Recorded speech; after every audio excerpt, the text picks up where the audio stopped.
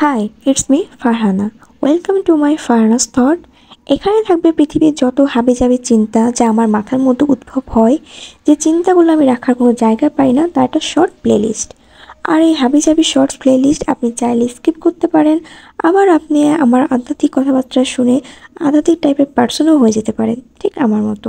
Just kidding. একটা মজার ঘটনা বলি। বেশ কয়েকদিন আগে ওয়েট চেক করলাম। চেক করে দেখতেছি ওয়েট 3.5 কেজির মতো কমে গিয়েছে, তাও সেটা আবার ঈদের পরে। ভাবা যায়!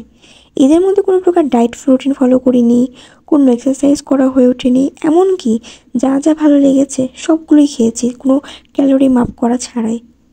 তারপরও ওয়েটটা কমে গেছে, যা আমি মানতেই পারতেছি না। ও, একটা কথা বলতে ভুলে গেছি।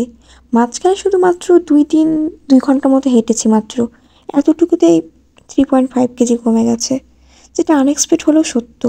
আর এই আনএক্সপেক্ট ব্যাপারটাই মানতে পারতেছি না।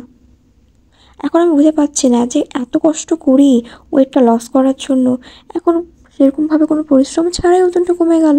কোথায় খুশি হব তা না, বরং এটা নিয়েই মাথার মধ্যে ঘুরতেছে কেমনে কমলো, কিভাবে কমলো, ওয়েট মেশিন কি ঠিক ছিল। তাও আমি 2বার মাপ করছি, একই ওয়েট আসে। এমন কি কারোর সাথে হয় যে হুট করে একটা ভালো কিছু হয়ে গেল, ভালো জিনিসটা ভালো লাগতেছে না, বা কিভাবে হলো, কেন হলো, এটা নিয়ে প্রশ্ন জাগে না? সব সময় আমার মাথার মধ্যেই জাগে।